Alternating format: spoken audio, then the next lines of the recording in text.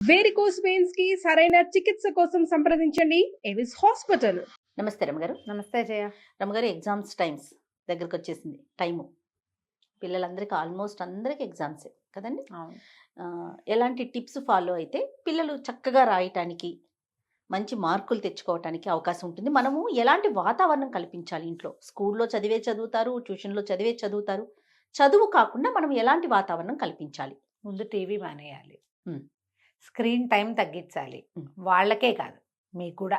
Yes, parents కూడా screen time తగ్గించుకోవాలమ్మా. నువ్వు చదువుకో అని నువ్వు ఫోన్ చూస్తుంటే ఒళ్ళు మండిపోతుంది. సీరియల్ ఫాలో అవ్వట్లేదు, సీరియల్ మిస్ అయిపోతున్నాము లాంటి భావాల్లోకి దయచేసి తల్లులు వెళ్ళకూడదు. సీరియల్స్ బోరియల్స్ ఇంపార్టెంట్ కానీ కాదు. ఇప్పుడు చూడపోయినా వచ్చిన నష్టం లేదు. సోపాపెరాలు అలాగా నడుస్తూనే ఉంటాయి, సబ్బులు పోతూ ఉంటాయి, ఎప్పటికో చూడొచ్చు. తర్వాత మనము స్క్రీన్ టైం తగ్గించడం. ఒకవేళ ఇంట్లో ఇన్లాస్ ఉంటే పిల్లలు ఇంట్లో ఉన్న సమయాల్లో వాళ్ళకి స్క్రీన్ని పెద్దగా అనుమతించద్దు. ఇది ఒక బేసిక్ రూల్గా పెట్టుకోండి. మరి యాక్సెప్టెన్సీ ఉండొద్దు రమ్మగారు, ఒప్పుకోవాలిగా. ఇప్పుడు పెద్దవాళ్ళు ఉంటారు, వాళ్ళకేమో పాపం టీవీ అలవాటు అయిపోతుంది. వాళ్ళకు ఒక గదిలో టీవీ, చెవుల్లో హెడ్ ఫోన్స్, టీవీ మూత పైకి రాకుండా ఇంకా అలాంటివి ఏర్పరచండి.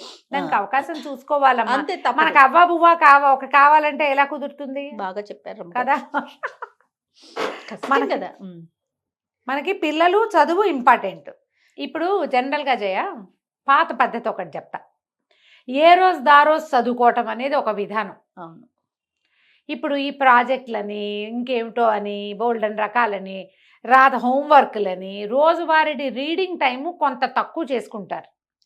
మనం మొదటి నుంచి జాగ్రత్త పడితే రెగ్యులర్గా టెక్స్ట్ బుక్ రీడింగు అనేది ఒక ప్రాక్టీస్ ఉంచుకుంటే హాయిగా ఉంటుంది. ఒకవేళ అలాంటిది ఏదో పెద్దగా లేదు, వాళ్ళు ఏదో ట్యూషన్లు పోయారు, మీరు బిజీగా ఉన్నారు, కొన్ని ప్రిపేర్ అవ్వాలి, కొన్ని సరిగ్గా రావు, కొన్ని టెస్ట్లు అప్పుడు చదువుకోకుండా మనం ఏదో ఊరు తీసిపోయాం పిల్లల్ని, వాళ్ళకే జ్వరాలో దగ్గులో జలుబులో ఏవో కొన్ని వీళ్ళే ప్రిపేర్ అవ్వకుండా ఎగ్గొట్టేస్తారు. కొన్ని విషయాలు ఉండిపోతాయి.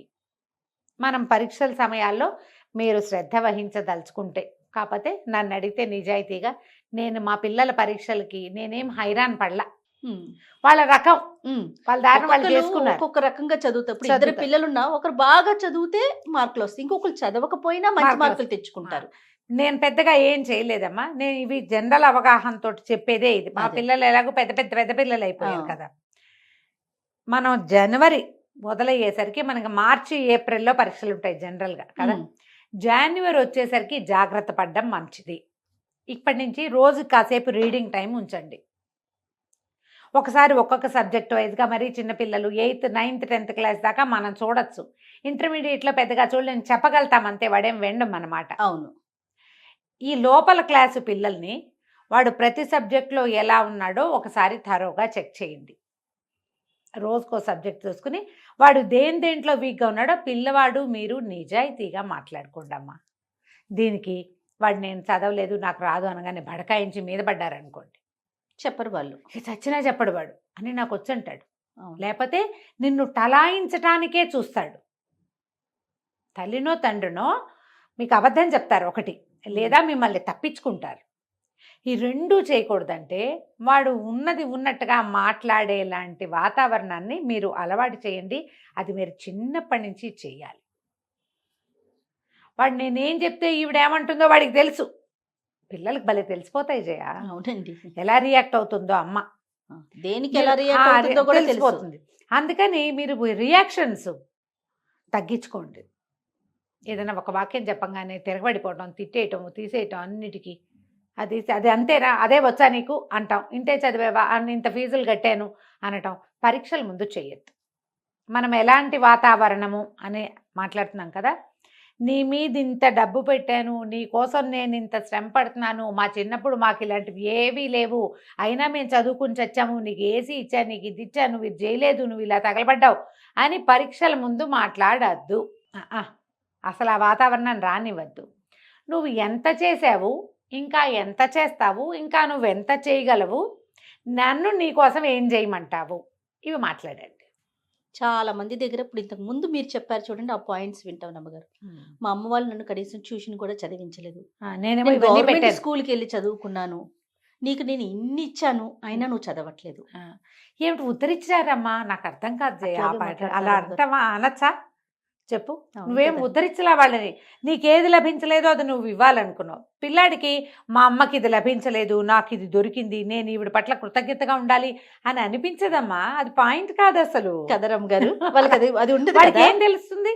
వాడు చిన్నప్పటి నుంచి హాయిగా ఉండటం, వాడు అనుకున్నది అనుకున్నట్టు అయిపోవటం, వాడికి కావాల్సింది నువ్వు ఇవ్వటం. మా అమ్మ కష్టపడింది అందుకు నాకు ఇస్తుంది, ఈ రకమైన లింక్ ఉంది చూడు, ఆ లింక్ వాడికి అర్థం కాదు. మేము చాలా మంది ఆ parents వైపుకి వెళ్ళి ఆలోచించరు కదా రమ్మగారు పిల్లలు. పిల్లలకి అవి అర్థం కావమ్మా. ఎందుకంటే మనం ఆ పరిస్థితి చూపించాం మన పిల్లలకి అంతే కదా రమ్మ. కదా. డే 1 నుంచి వాళ్ళకి ఏం కావాలో అవి ఇస్తూ ఉంటాం మనం. మన శక్తికి మించి కూడా ఇస్తాను జయ. మన పెనుగులాట వాడికి తెలుస్తుంది, వాళ్ళకి పిల్లలకి అర్థమవుతుంది మనం పెనుగులాడుతున్నాం అది వాళ్ళకి ఏర్పరచడానికి అని. కానీ ఆ పెనుగులాట చాలా సహజమైనదిగా ఉంటుంది వాళ్ళకి. ఒక వస్తువు కోసం చాలా కష్టపడ్డావు, అయినా నువ్వు చేసి ఇచ్చేసావు, వాడికి తయారు చేసావు, వాడికి కొనిపెట్టావు, వాడికి సాధించావు, వాడు పంపించావు ఎక్కడికో అందరితో పాటు. రెండోసారి అడగటానికి వాళ్ళు ఆలోచించరు. లాస్ట్ టైం చేసావుగా ఇప్పుడు ఎందుకు చేయవు, నువ్వే చేస్తావని నమ్ముతారు. టేకెన్ గ్రాంటెడ్గా తీసుకుంటారు. పిల్లలు కాదమ్మా, లోకమంతా అలాగే ఉంటుంది. నువ్వు కూడా మనము అలాగే ఉన్నాం, అలానే వచ్చాం, అలానే అలాగే పెరిగాం. అలాగే అవుతుంది. ఇప్పుడు నువ్వు ఎంత ఇవ్వగలవో నువ్వు అంతే ఇవ్వగలిగితే వేరే కథ. ఇప్పుడు ఆ విషయాల్ని పరీక్షలప్పుడు తీసుకురావద్దు. యాక్చువల్గా అది వేరే సబ్జెక్ట్. మనం ఇందులో ఎందుకు మాట్లాడుతున్నామంటే ఎగ్జామినేషన్ టైంలో వీళ్ళకి భవిష్యత్తు పట్ల ఆసక్తి, దానికోసం నువ్వు చేయవలసిన ప్రయత్నం దాని మీదకి తీసుకెళ్ళాలి. నేను చిన్నప్పుడు అంత చచ్చి నానా చావులు చచ్చాను నీకు ఇవన్నీ ఇచ్చాను అనకూడదు. అవును, అది మానేయండి. వీళ్ళకి ఇవ్వాల్సిన ఎన్వైర్న్మెంట్ మనం ప్రధానమైంది. ముందు నుంచి రీడింగ్ ఉందా లేదా, ఇప్పుడు ఏ ఏ సబ్జెక్టులు ఎంతంత. ఒకవేళ మీరంతా చదువుకోలేదు, మీది ఆ సబ్జెక్ట్ కాదు, మీకు అర్థం కాదు, మీరు వాళ్ళని హ్యాండిల్ చేయలేరు. వైఫ్ అండ్ హస్బెండ్లో ఎవరో ఒకళ్ళకి తప్పకుండా పిల్లల మీద హోల్డ్ ఉంచుకోండి. జనరల్గా ఉంటుంది. తల్లుళ్ళు కూర్చొని చదివించేస్తారు 2 ముట్టికాయలు ముట్టి, ఒక్కో చోట తండ్రులే 2 చెంపకాయలు కొట్టి కూడా చదివించగలుగుతారు. రెండో వాళ్ళు ఇందులో ఎంటర్ అవ్వకండి. ఎవరైనా ఒకరు కూర్చోమంటారు, ఒకళ్ళు కూర్చోండి. వాడిని కొట్టద్దు, నువ్వు వాడిని తిట్టద్దు. ఇప్పుడు తిడితే ఏమొస్తుంది, నువ్వు హాయిగా అప్పుడు తిరిగావు, ఇప్పుడు వాడిని అంటావా, అలా బ్లేమ్ చేసుకోవద్దు. పిల్లల ముందు ఒకళ్ళనొకళ్ళు బ్లేమ్ చేసుకోవటం మానేయాలి. పరీక్షలప్పుడు అసలు కాదు. ఈ కార్యక్రమాలన్నీ ఎప్పుడు పెట్టుకోవాలి చెప్పండి మరి. అది కూడా పిల్లలు లేనప్పుడే. Okay, right. పిల్లలు లేనప్పుడే మీరు ఏదైనా పెట్టుకోండి. ఎప్పుడో ఒకసారి ఉద్రేకం వస్తుందమ్మా, అప్పుడు అనేస్తావు నువ్వు, మనం అనేస్తాం. కానీ ఈ నిరంతర ప్రోగ్రామ్గా ఉండకూడదు. అది ఓకే, ఈ కార్యకలాపాలకు నిరంతరాయంగా ఉండకూడదు. మన ఎపిసోడ్ లాగా. అదే, ఎప్పుడో ఒకసారి. ఇది కేర్ఫుల్గా ఉండండి. 2 పిల్లలు ఉంటే పిల్లల్ని పంచుకోండి. ట్యూషన్ టీచర్ ఉంటే ట్యూషన్ టీచర్తో మంచి ర్యాపో మెయింటైన్ చేయండి. పిల్లల్ని తలుపులు వేసుకుని గదుల్లో ఉండనివ్వకండి. ఓకే, ఏదైనా ఒక ప్రోగ్రామ్ లాగా పెట్టుకుని ఇవి కవర్ చేద్దాం, నువ్వు ఎంతవరకు చదివావు, ఇది అయ్యిందా, అప్పచెప్పు అని అప్పచెప్పించుకోండి. వీలైతే కొన్ని మాక్ టెస్ట్లు నిర్వహించండి. మీరు క్వశ్చన్స్ రాసేయండి, వాడికి ఆన్సర్ రాయటం ఈజీగా ఉంటుంది. అమ్మ కూడా మన కోసం పనిచేస్తుందంటే వాడు కూడా కొంచెం ఉత్సాహంగా ఉంటాడు. 2 ఏళ్ళు రాశాను జయ నేను క్వశ్చన్లు. అవునా రమ్మ గారు, వెరీ గుడ్. పెద్ద అబ్బాయికి రాయలే. ఓకే, ఏ మాట ఎగ్జామ్ రాస్తే మీరు కూడా పాస్ పాస్ అయిపోవటమే. అబ్బాయి ఆన్సర్లు మనకు రావు, only questions. Okay, only question లేవచ్చు. ఏదైనా రాయి అనగా నేను కొన్ని క్వశ్చన్లు రాయి అంటాం, మళ్ళీ రాయేసుకోవటం కూర్చొని. క్వశ్చన్ రాసి ఆన్సర్లు అంటే ఇంకొకటి పెట్టుకోండి. ఎప్పుడు కూడా మొదటి క్వశ్చన్ నుంచి చివరి క్వశ్చన్ దాకా రాయొద్దు, జగ్లింగ్ చేసుకోవాలి. అవును, ముందు వెనకది ముందు, ఈ లెసన్లోది ఒకటి ఆ లెసన్లోది ఒకటి. అలా చేస్తే పిల్లలు ఆ కన్ఫ్యూజెస్ ఇవి ఏమైనా ఉంటే వాటిలలో కన్ఫ్యూజన్ ఉంటుంది కొంతమందికి, అవి సెట్ అవుతాయి ఇంట్లో. పిల్లల పరీక్షలు మనకి చాలా ముఖ్యం అన్నట్టు ప్రవర్తించండి. ఏదో అవుతూ ఉంటాయండి మామూలు జనరల్ వీక్లీ టెస్ట్లు, ఓకే. కనీసం యాన్యువల్ ఎగ్జామ్స్, ఫైనల్ ఎగ్జామ్స్ అప్పుడు ఈ టైము ఇప్పుడు ఫంక్షన్లకు వెళ్ళటాలు, పార్టీలకు వెళ్ళటాలు, మన ఇంట్లోనే ఫంక్షన్లు పెట్టటాలు, అక్కడెక్కడికైనా మనకి పెళ్ళిళ్ళు అవి అలాగే వచ్చేవమ్మా ఇదివరకు. పిల్లల పరీక్షలు మా ఇంట్లో, పెళ్ళిళ్ళు మా ఇంట్లో, ఫంక్షన్లు. నిజంగా అవునవును. ఇది వరకు మేలో ఎగ్జామ్స్, మేలో ఫంక్షన్లు ఎక్కువ జరిగేవి రమ్మగారు. అవును కదా, కానీ అప్పుడు హాలిడేస్ ఉండేవి కదా రమ్మగారు. పెళ్ళిళ్ళు కూడా ఉండేవి. పిల్లలకి ఎగ్జామ్స్ అయిపోయాయి కదా. అప్పుడు ఈ మార్చిలో రావా పెళ్ళిళ్ళు? మార్చిలో ఉంటాయి. ఇప్పుడు ఎక్కడ రమ్మగారు, ఇప్పుడు ఫెబ్లో ఎగ్జామ్స్ అండి పిల్లలందరికీ.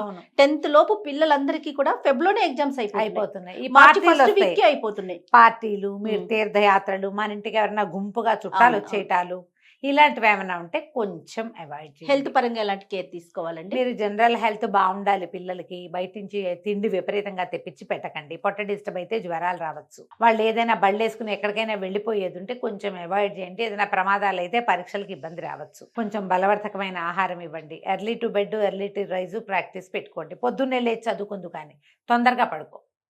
నిద్ర ఉంటే పిల్లలు హెల్తీగా ఉంటారు. అవును. రాత్రంతా కూర్చొని చదివితే పొద్దున్న పరీక్షకి వెళ్ళేసరికి నిద్ర వస్తుంది, ఎగ్జామ్లో గుర్తురాదు, టెన్షన్ వస్తుంది. రాత్రులు సరిగ్గా నిద్ర లేకపోతే పొద్దున్న వామిటింగ్స్ అవ్వచ్చు. ఇలాంటి జాగ్రత్తలు వహించండి అమ్మా. దీని బేసిక్ జాగ్రత్త, పరీక్షల ప్రెషర్ ఉండకూడదు అంటే ముందు నుంచి చదివించాలి. అవును రమ్మగారు, ఇది బేసిక్ రూల్. కరెక్ట్. కొంతమందికి ఎగ్జామినేషన్ టెన్షన్ ఉంటుంది, వాళ్ళకి హోమియోపతి వైద్యం చేయించండి, ఎగ్జామినేషన్ టెన్షన్ పోతుంది. అవునండి, 100% జయ. మోషన్ సిక్నెస్, ఎగ్జామ్ సిక్నెస్, ఈ రెండిటికి హోమియోలో 100% వైద్యం ఉంది. ఖచ్చితంగా తగ్గుతుంది. పిల్లలు ప్రెషర్ ఫీల్ అయిపోతారు, అది పోతుంది. ఎక్కువ సార్లు బాత్రూమ్కి వెళ్తుంటారు, మోషన్స్ అయిపోతాయి ఎగ్జామ్స్ అప్పుడు పిల్లలకి ప్రెషర్. కొంతమంది ఫుడ్ తినరు రమ్మగారు, తినక తెచ్చుకుంటారు, తిని తెచ్చుకుంటారు. ఇవి రెండు కాకుండా ప్రెషర్తో తెచ్చుకుంటారు. రైట్.